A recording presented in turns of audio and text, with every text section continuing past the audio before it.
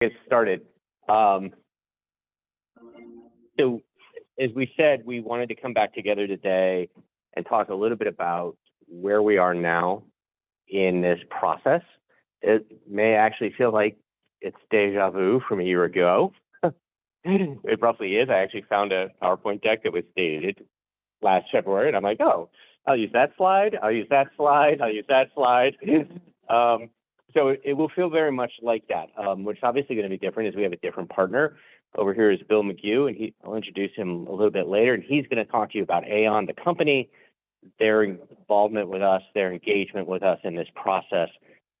So he's going to share that piece a little bit later on.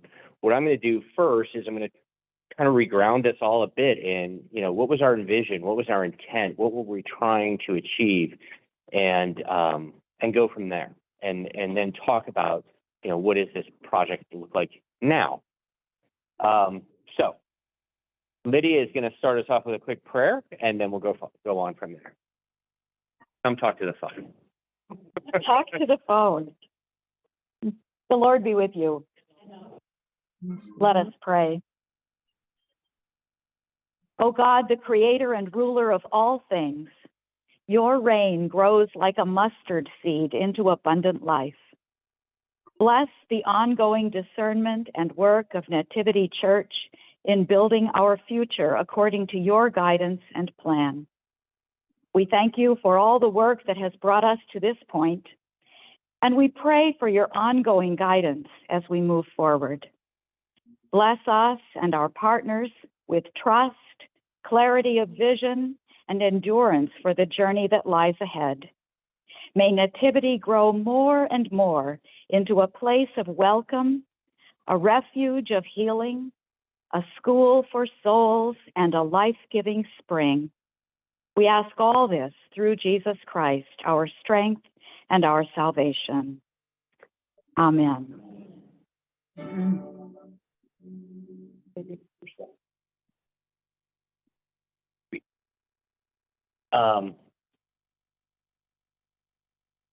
We're allegedly going to the first slide.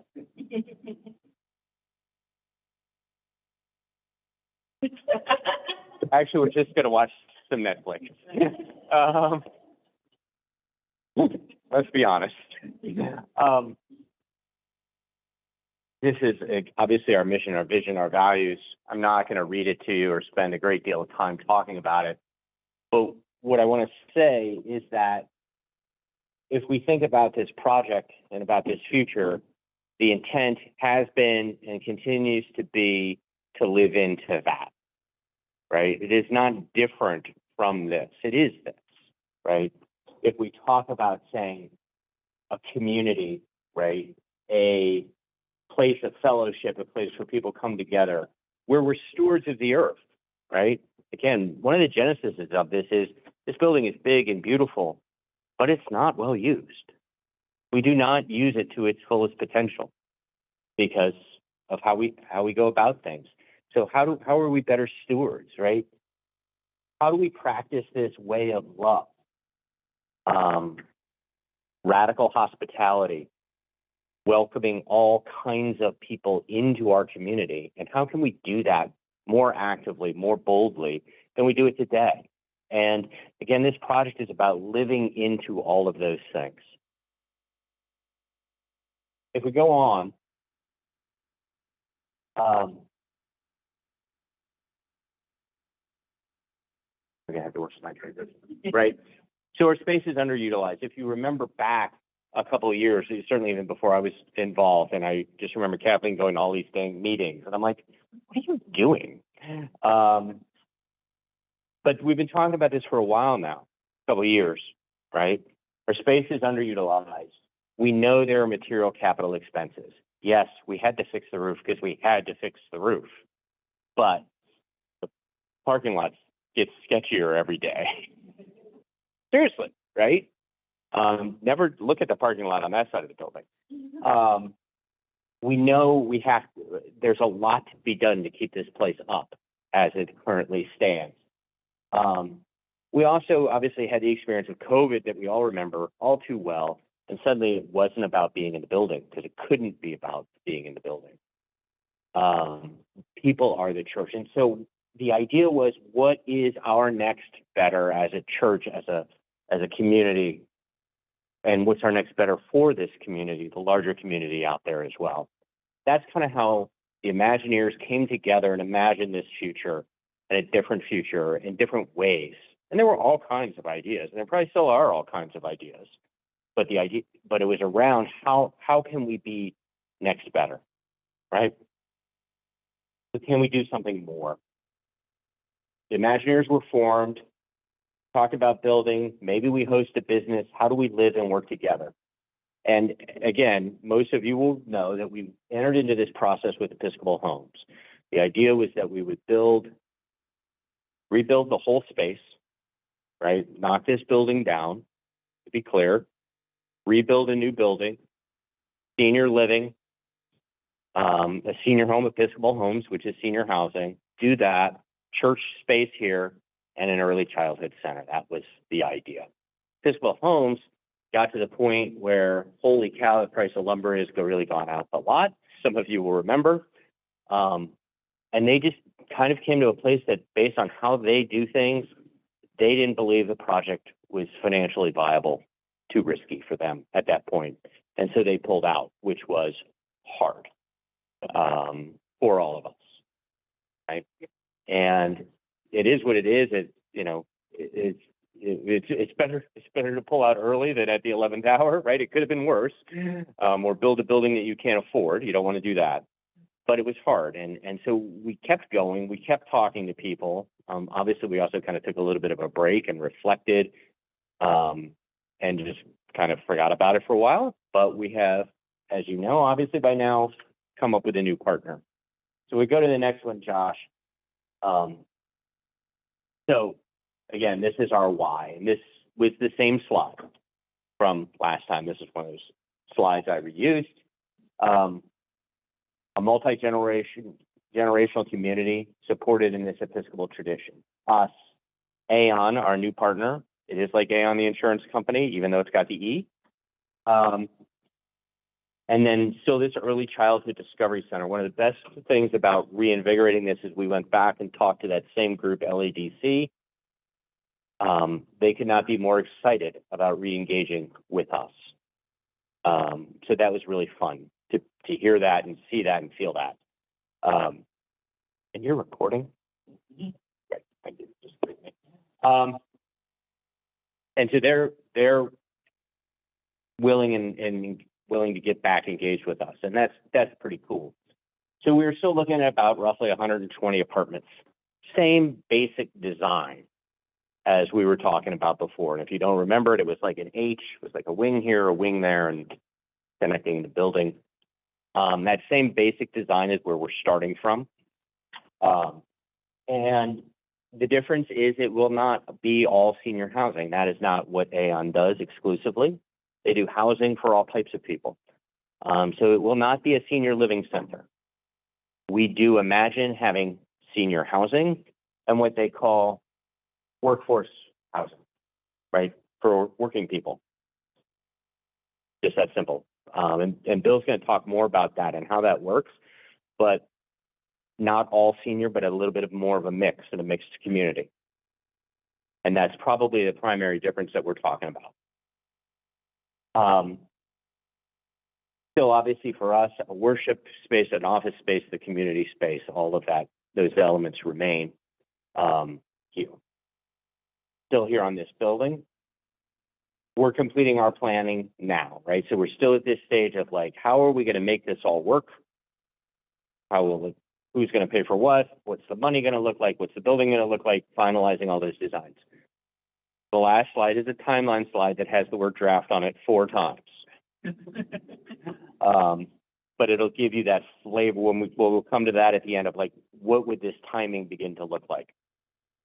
Here during, well, I guess I can say now, March and April, we really hope to get to the point by the end of April, we have a pretty clear understanding of what we would do, how we would do it, what it would cost, and then we continue planning, roughly speaking, and then in the fall, we should know that we've got a plan, a solid plan that we're going to go execute. Roughly what we're talking about. and I'll walk you through that at the end. But just to set expectations, we are still in planning mode. This sale may change, and yes, we're cautiously optimistic, right? It was hard last year, no mistake about it. And so, I'm doing, as I said, I think in one of at the annual meeting, I'm doing my best not to get excited.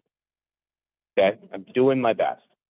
And then what we not going to talk a lot about today, but what we will talk about eventually is probably forming and reforming some of those nativity teams that we had started. Some of you will remember that, right? We were talking about plans and requirements for our sanctuary space, for our Christian ed space, for our office space, and what does that look like? What are our requirements for the building? And if you remember that, we will probably pick that back up next. Because we're about ready to start having those conversations again. Okay. Yeah. So this slide, again, I reused this one and then I changed it, but I think it really does come back to what experience do we want people to have, right? What do we want it to feel like? And the trendy people in my industry say you talk about experience-led design, right? Apple is all about experience, the experience of what's it like when you use your phone? What is the experience you want people to have? How do you want them to feel, right? And so if we think about an early childhood family having a kid in the new space who goes there every day, well, of course you want it to be welcoming and warm and friendly. And they're like, this is great. And I'm not looking for my child to be indoctrinated in some religion, but I don't mind them being in a place that is faith-based, right? I want them to have that faith-based experience. Maybe one day I'll think about bringing my kid to Nativity and this will become our church. Maybe not. But I think a lot of Episcopal churches will tell you, if you have an early childhood center, yeah, that's a feeder for membership. Make no mistake, right? It's certainly an opportunity. Doesn't have to be. Obviously, it's not a requirement, but it's an opportunity. If you're a senior citizen who wants to come and live here, right, you can still do that. Of course, still an apartment building. You can come and live here and be part of that community.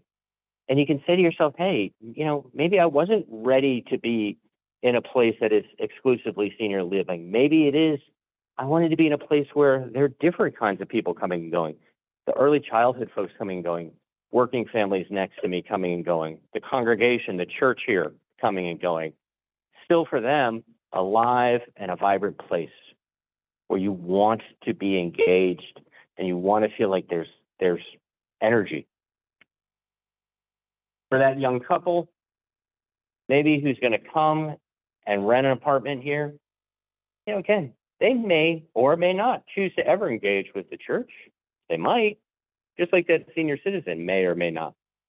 But they're going to have a good place to live, safe place to live, a warm and welcoming place to live, a place that has an ethos about it that is about welcome, about faith, about spirituality, that is maybe a little bit different than the average apartment building. That could be part of our sales pitch, right? A little bit different than that average apartment building that has that ethos. And then obviously for a future Nativity member, you go and you visit a church, you make all kinds of assessments. I can still remember back when, and this is a sign I'm talking too long. I can still remember Kathleen had a class in seminary where we had to go out and visit all of these different churches and evaluate them. And so we would go to these different places on Sunday.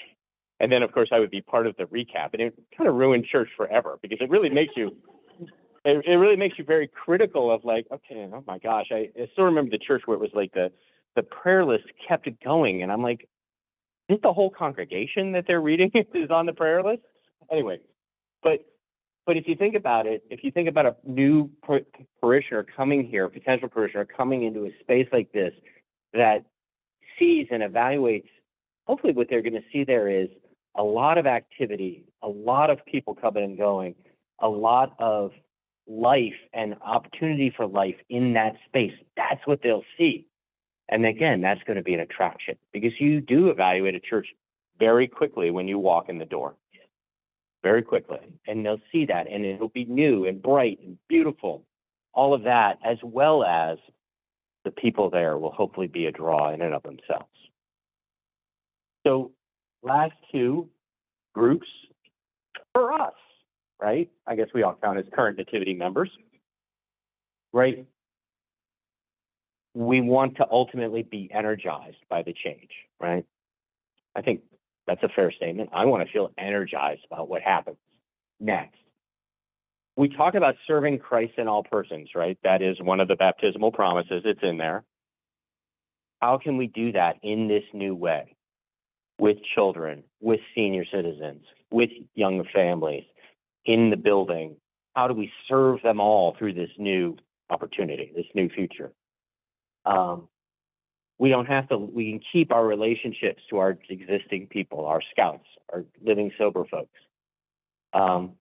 And we can see that renewed passion and mission, that we feel that ourselves. That's the goal for us. This is about us too. It's not just about everybody else. It's about us and what do we want? And I would invite you to think about and say, well, what do you want those experiences to be?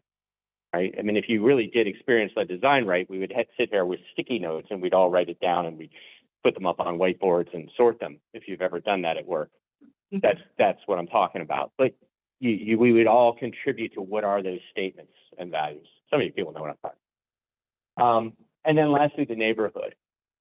I mean, I drive by that Grace and you look at that beautiful building, or you drive south and you look at the building by Fleet Farm, or you look at the Moments there, the one that's right here on the other side of 46, and you're like, why did they squeeze that into the smallest possible piece of real estate ever?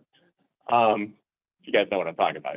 But it's like it's on the off ramp. But we see that, right? And you think to yourself, wow, what's going on there? Right? And it is a visible sign. We have a visible piece of land. How do we capitalize on that? And again, project to this community that we're here and we're part of this community. That's what we want that community to feel. So think about those experiences and what we're trying to do and how we're trying to deliver those experiences, because I think that is what it's all about for different people in different groups.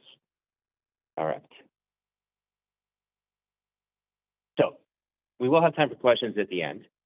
But at the moment, what I want to do is I want to introduce Bill Mague. He is from our partner Aeon. He's going to talk through Aeon as a company and their vision and their place as an organization, and talk to us a little bit about how they're seeing this from their lens. And then, like I said, we'll have a timeline slide at the end, and we'll take questions at the end. Good. Bill, over to you.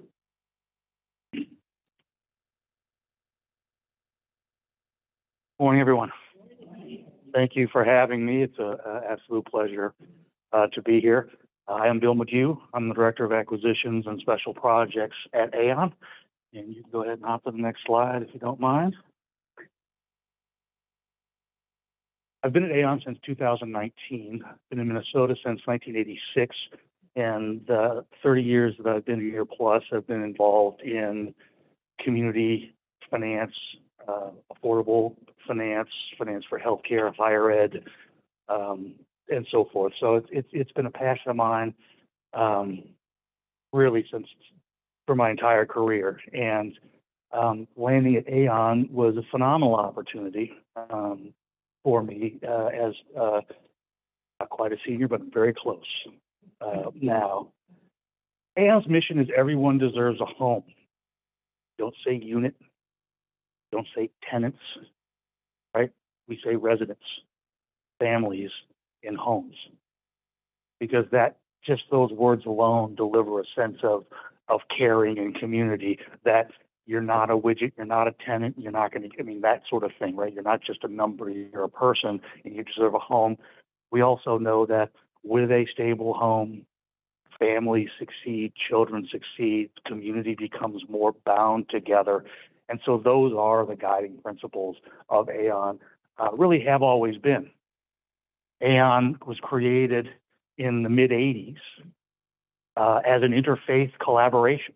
That's what it was. It was churches in and around, communities in and around downtown Minneapolis when the convention center was being built, and they were leveling and clearing out housing that had been there for decades for folks that were of need and of community.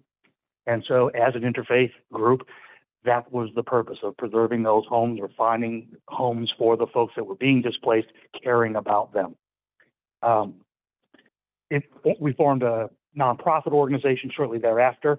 It was known for a long time as Central Community Housing Trust and retained all of the mission-based intentions around providing homes, serving the folks with the greatest needs and forming community together. Aeon, we adopted that name in 1996, I want to say it was, maybe early aughts, again, a little before my time. And Aeon means forever in Latin. And it was chosen specifically because the organization intends to be around forever with its mission in place forever. What is forever? I don't know. We'll see. We have to make very tactical and strategic decisions, obviously in a much shorter time frame from that, but the intention is to not lose sight of the fact that the investment, the work, and so forth will carry on, past, beyond all of us. So fast forward to today, the organization has 6,000 apartment homes throughout the 5-county metro area. We serve families and individuals. We serve seniors. We have 2 projects that are primarily senior projects. We provide we have a resident services group that is specifically there to help coordinate services and connectivity to whether it's rent assistance or senior services or working with case managers, working with in-home health care. Any of those things are part of what we do to facilitate. One of the things that's also very important to say there is we know that our core competency is in the intentional mission-based real estate development and management. We're not a service provider, nor the best service provider. We're not a daycare provider, nor the best daycare provider, right? So this situation right here is actually a perfect place for us to participate because we can bring our core competencies to the table and marry it with those others. So much of the hard work that we would normally have to do in building community and making a case for why, we already did it. So we don't have to do that, and that's our preference because the housing, you don't have housing without how. I just made that up the other day, and I'm liking it because it works. But the point is that the housing is the how. It's not the why. The why is stable families, it's communities, it's education, it's better healthcare, it's all the things that Paul already talked about and you guys have already defined as the priority. So it just, it makes a huge amount of sense for us to step into this conversation because it's not, even though we're a community-based organization, we've been around a long time. Once somebody says, oh, they're a developer, that just automatically attaches a presumption about, divergent interests or profit taking or some sort of, tenants in units. And just I'm here to say over and over, that's not us. Another great quote from a board member of mine was, nonprofit is a tax status, not an operating philosophy. Right? So while we are a nonprofit, that binds us to a mission and a forever sort of framework on how we do our work. But we're also extremely sophisticated. And so one of the reasons that we're excited to get into this is because it's a site, it's a community, it's an opportunity with partners that makes an enormous amount of sense for our model, which is the how, not the why. So that's a lot. That's pretty much everything I think about Aeon that's particularly germane today. I just remember last fall, my phone rang and it was a number I didn't recognize, but it had a name underneath it, which meant that it was clearly somebody I knew, Doug Moss. I was like, Doug Moss, I better answer that. And lo and behold, Doug and I had worked together in the mid-'90s when he was at HGA as an architect, engineer. I was at Dane Bosworth at the time doing tax-exempt financing for affordable housing. And he was still in my contact list. Go figure. Thank goodness for that. And so that's really the thing that catalyzed the first part of these conversations. And so it also is very easy and almost immediate going on to the project vision to say, we can virtually step into this in stride, which is our and my overriding goal. The thinking is fantastic. The site plan is fantastic. All the work that's gone on so far is top shelf, which is to say, if it ain't broke, don't fix it. So we're not really changed very much at all. We're taking advantage of the fact that we have a fairly broad set of relationships out there in construction and management, the things that sort of make the project doable. We have engaged in lots of different ways of financing these types of projects, which is probably a little premature to talk about today. So we're just kind of getting into what the orders of magnitude are, but we've got a breadth of experience in that and intend to bring that to the table. And we work just very well in partnership. So those are all the reasons, again, why this fits very well. So what I'm in the process of doing right now with Paul and the colleagues with the architecture firm, we brought in a very reliable contractor that we work with a lot to begin to put numbers to the building as pretty much as designed. We really haven't changed it very much. I'm looking for areas of efficiency that may be slightly different from the way it was previously designed. Lumber costs, to your point, are coming back down again. So there's no doubt that 21, 22 was a rough time to be thinking about real estate, period. And we had the same challenges and pains in existing projects, that Episcopal Homes does. So there was nothing other than the disruption of the stop, right, which I appreciate is just really tough. We're all dealing with the same macro environment and micro environments. Now, today, debt markets are a little settled down, right? Things are a little bit more certain as relates to COVID and so forth. So there's a certain amount of uncertainty that's come back out of the broad marketplace for doing these kinds of projects. So I am optimistic that we can find some of the efficiencies around the edges to be able to make this feasible. So we're maintaining the new sanctuary commons and associated space for Nativity, very largely in keeping with the way you've already talked about it. The child care as envisioned, I've met with them once, and we're going to go out and do a site visit here fairly shortly just to get a better sense of the operational reality there. And something between 120 and 125 units. We're doing some modest little adjustments about sort of how the units sort of orient. And to point you made a minute ago, and I'm just thinking about my parents' church in New Orleans, that they've had this influx of young families. And so the opportunity to invite families that may be thinking about having kids or not, into the housing, I think just augments the intergenerational intersection that's going on there and just carries an awful lot of potential. It also allows us to be a little bit broader with, how we think about the resident base. It helps a little bit more broadly with some of the conversations externally for money and financing. Those are all around the edges, but the point is it's not something that is that detracts, in our view, at all from the way the synergy works between the various organizations and populations. And as I said, we're not intending to really change the footprint at all. So that's stepping in stride and trying to see if we can get it done. I think there's one more slide. Yeah. What's different? Very little. We're engaged with the Imagineers and with TWP Architects. We're just picking up right where we have. We worked with TWP on a number of projects before. We're all very familiar. So that actually works great. We got a lot of confidence in them as well. Again, no change. There's a few design choices and service components and operational strategies that we're still sort of working out, to kind of find all the little areas of efficiency and improvement as we go forward to make sure we've identified all the best ways to go about doing it. And we love the co-locations of seniors and littles and folks in between and so forth. So I think it's going to be a phenomenal opportunity. The family housing is workforce-ready housing, and I just want to articulate what that means in general population. It means that the rents are the same as we were talking about before, $950 to $1,400. It's families of four that make on average $75,000 a year. So the great belly of the population, particularly those that rent apartments, are working families, whether it's the grocery store, the police station, the post office, at schools, in hospitals, you name it. that's the kind of folks, the neighbors that live here anyway, and want to have a nice, calm, safe place to be in a community.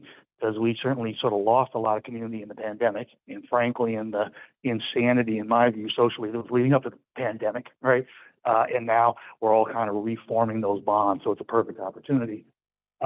What is workforce housing? Not important to say. We certainly do have properties that serve folks that are recently homeless, those that have various sort of addiction and recovery type things. We've had a legacy of doing that for 30 some odd years, and we have those units in our portfolio. That is not what we envision for this project whatsoever. So I want to say what it is and what it's not. Not that those folks don't have significant need. And obviously we're in a different sort of circumstance that might be on the table. It's certainly not something that we think needs to be on the table in this case. So we're really talking about working families that are right in the belly of the sort of workforce, along with seniors and young people. That's really, I think that's all I got. Is there one more slide there? I think maybe that's plenty for the moment. Yeah, so I mean, I'm happy to take questions when we get done, and Paul sets it up for questions, and we're just really excited to be here and try to figure out how to do this with you guys. So thank you. Appreciate it very much. All right, so just the one last slide, which again has drafts on it 4 times, as well as illustrative and approximate highlighted in yellow with red text, right? But it's hard to imagine this without kind of giving us some frame. So I'm trying to give us a frame. And I should say that before I go on, that Bill mentioned Doug a minute ago. Doug is very much still involved. Doug is on an airplane going to Florida. But this was the good week for us to take it that worked for the adult forum stuff. So we took this week, Doug on his airplane, and you get me as a result. So you can judge what you prefer. But anyway, Doug is right there with us, and I should have explained that earlier. Just a little bit of process thinking, right? So or timeline. So March and April, the summer, the fall, 2024 into 2025, right? So obviously, all of these columns are not the same length. At the top, right? Again, what is this project overall? If you think about the blue,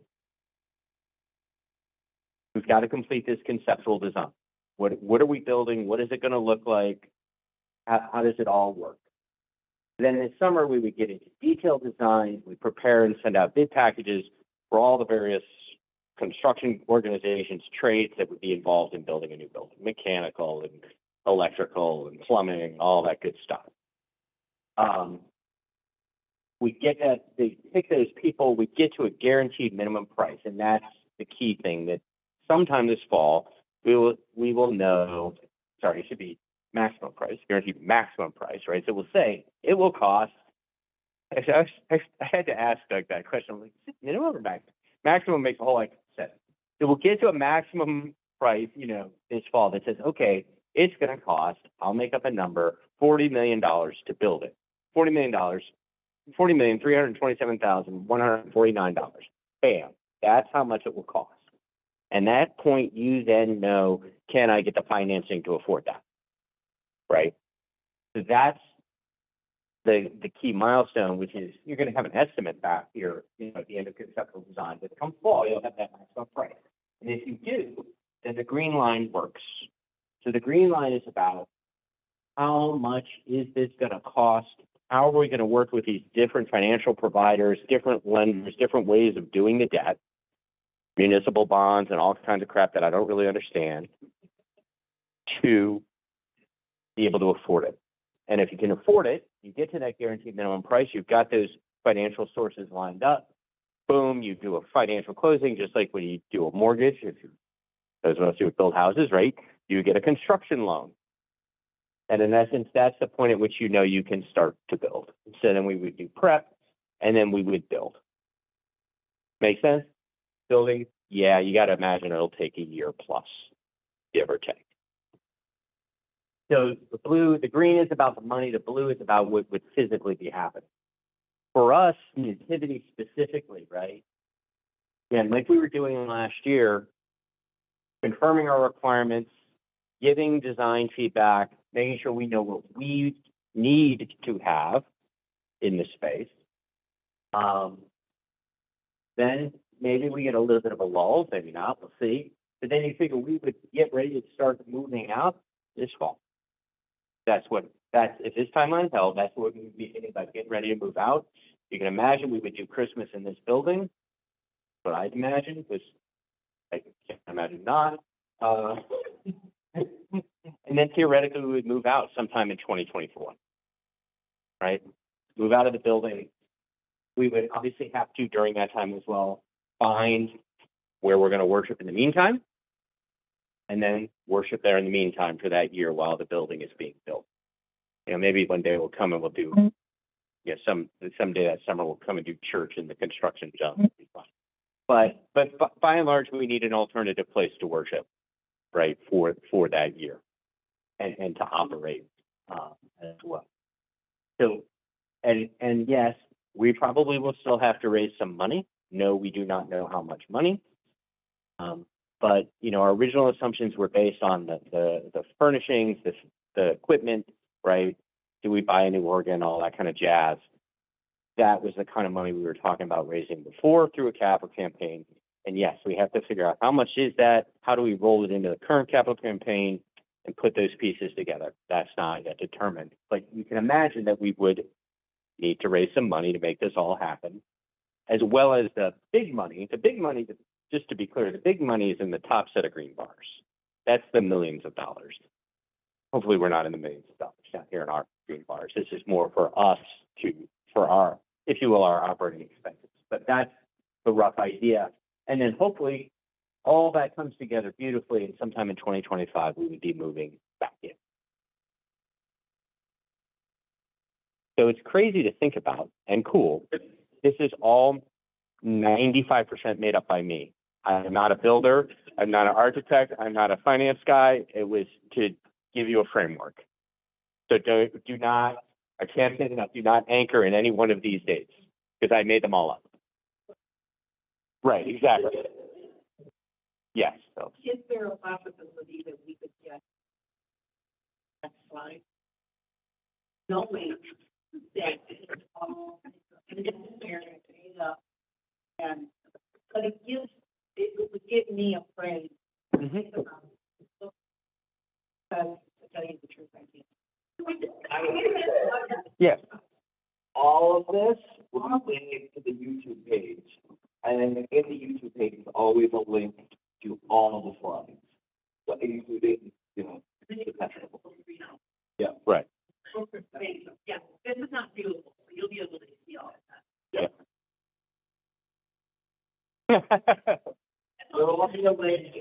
You see it's blue and it's somebody's colorblind, you're not seeing the blue and the green, it's a terrible slide. Okay. Yeah, we'll put it on the website. Yeah, sure. Yep. So we will publish it. Somebody could do this. Yes. Yes, Michael. I was wondering with state surplus, I know there's well over $1 billion on housing that's more affordable. Do you think there might be some money out there to apply to a project like this? And Bill, before you answer, come stand with me, just because we have to talk with the phone. And maybe repeat the question a little bit for the Japanese. Yeah, the question was, is there capacity at the state with the surplus that's being targeted for housing? Generally, yes, we are in active conversations. There were our president and CEO, Dr. Johnson, is at the legislature every week, making sure that nobody has a chance to sort of put that particular page down because it's so critical. So at some point, as we think about what will necessarily be advocacy work that we will need to do on behalf of the community and the project, that very well could be and should be one of the conversations. What's the ownership model of the building? Would it still be owned by the city, or is it? What I would say is that is more that's more technical in my view than it is substantial, which is to say there are reasons why we want to make sure to take advantage of the real estate tax exemption for a church, for a daycare. We're all over that business. Obviously, in a lot of other places in the country, housing that's affordable by certain metrics and senior housing is often tax exempt as well. Not quite so much in Minnesota, but we are going to do everything we can with that as the primary goal because it affects the operation, right? The idea would be that either Nativity would own a condominium that is its own condominium if that's necessary legally or desirable, and the rest of it just becomes structuring, underneath that to affect the same thing, which is a payment that takes care of operating expenses and some modest amount of debt that's related appropriately here. Same thing with LADC, and then the housing we do as best we can with the housing with respect to real estate taxes and ownership. I don't know if you're an answer there. City was first, but I don't know the policy. but I don't have stock crossing. I'm not thinking anybody. I was just wondering, is there a history often here that we have to move out and go worship something else? That is their history and numbers? Do we lose a lot of parishioners? Oh, as a congregation? Yeah. I mean, I could make up an answer, but I don't have it. I mean, I would expect that, sure. I mean, it's logical to assume that anytime you have a transition in a church, you lose people, and then you gain people back, right? If you get a new rector, churches lose people every time, guaranteed, right? If you have an interim rector for a year, you will lose congregants. Just is, right? That's just the way stuff goes. So I have to imagine that, yeah, we would probably have to work really hard to not lose people during. Yeah. But I don't have a factoid for that. But seems logical.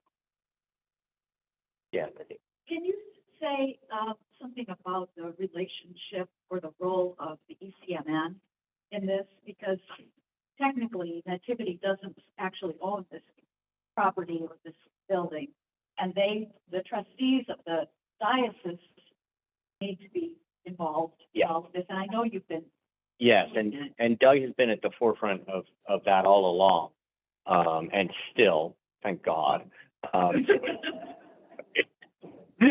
Tone down my sarcasm. No, so Doug has been intimately involved with them, and oh gosh, the woman's name is escaping me now. Kelsey. Yes, Kelsey, and so very much trying to say, with whom do we need to work? The chancellor. One of the things that became the chancellor of the diocese, who is the lawyer of the diocese, will consult with us even as we draw up our legal documents and our memorandums of understanding between us and Aeon. They'll review that. They'll help us get it right for us. And so they will do that. They will help us. And it turns out the latest we've heard is that we actually talked to the standing committee as opposed to the trustees. That's the latest we heard. So the standing committee of the diocese will be the ones who do have to approve whatever we do.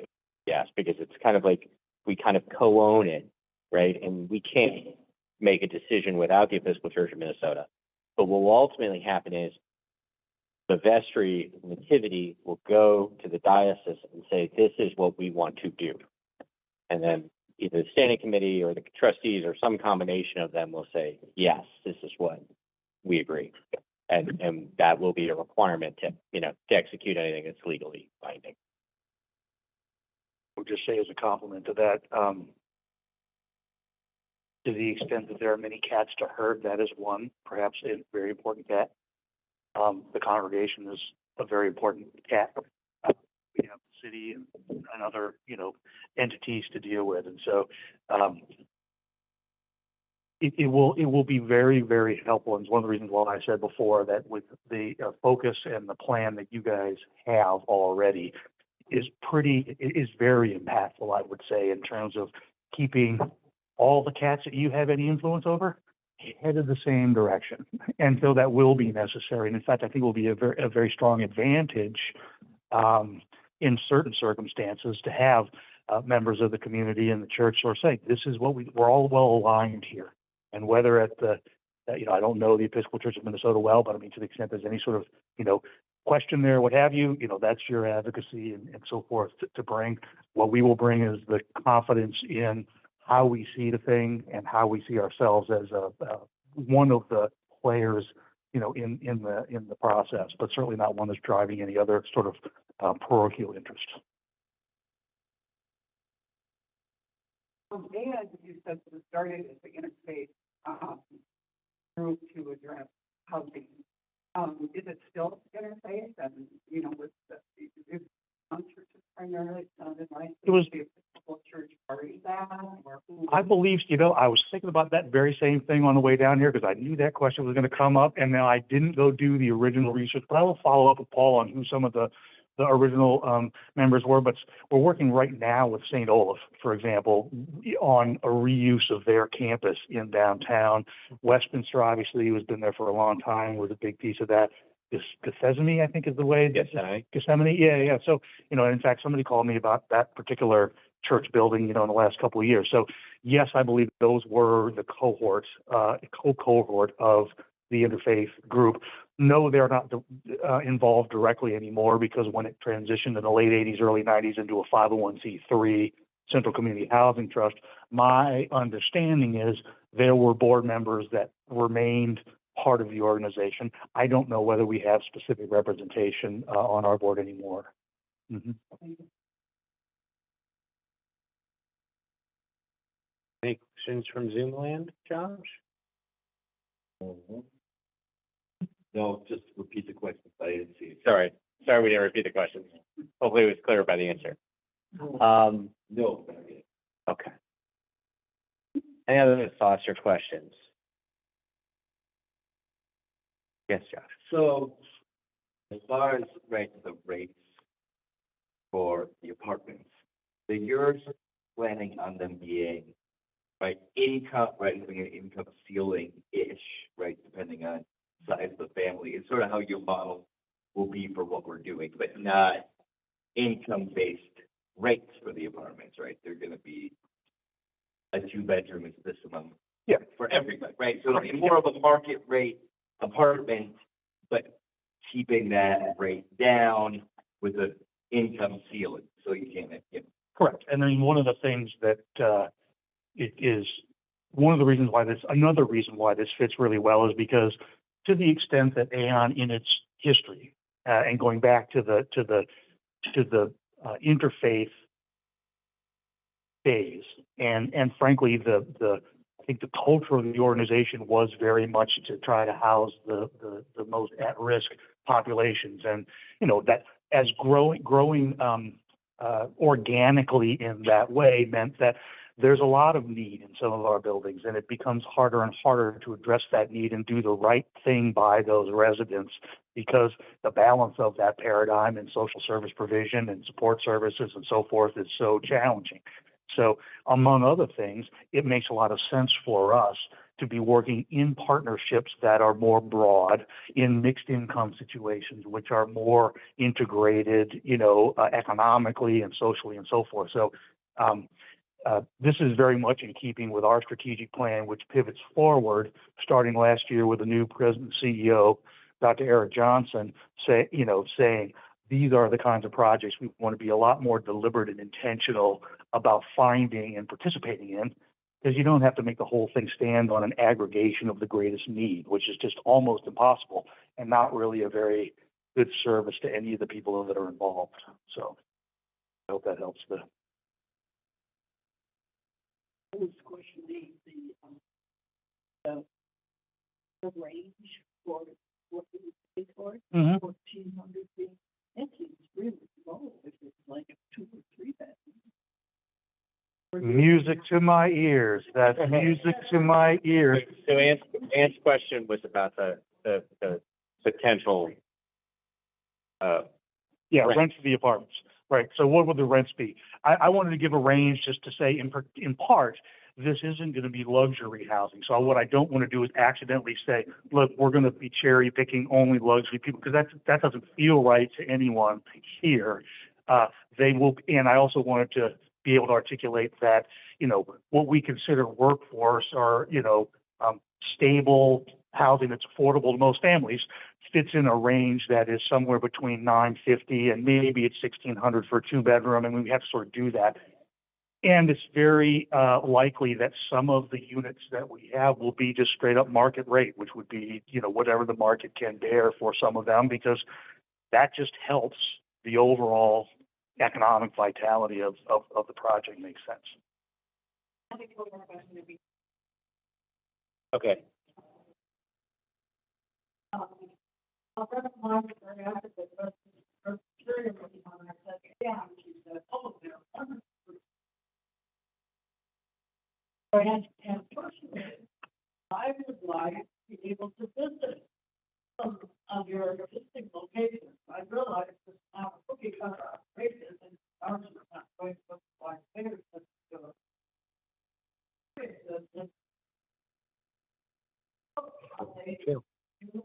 Absolutely. So just to repeat the question, one was a very lovely comment by colleagues at Westminster Presbyterian that they do like Aeon. Thank you. I appreciate that. And then would there be an opportunity to see some of our other sites? Absolutely. It's a great idea. Let's wait till spring so things just look a little cleaner and brighter and so forth. Then we get a little farther along. But we have done that before, and perhaps it would make sense to, we'll set up a tour and get a little small bus or something and take folks around to a few places. We've got some beautiful properties in Chaska, you know, on the west side. We've looked at some of the downtown Minneapolis stuff as well, so you can see some of the legacy properties that we have as well. So. Great. Thank you, everybody. Thank you, Bill. Thank you. Thank you very much. And like we said, we will record it. It is recorded, and we will post it and send out the links and whatnot. So thank you, everybody. Have a great day. thank you.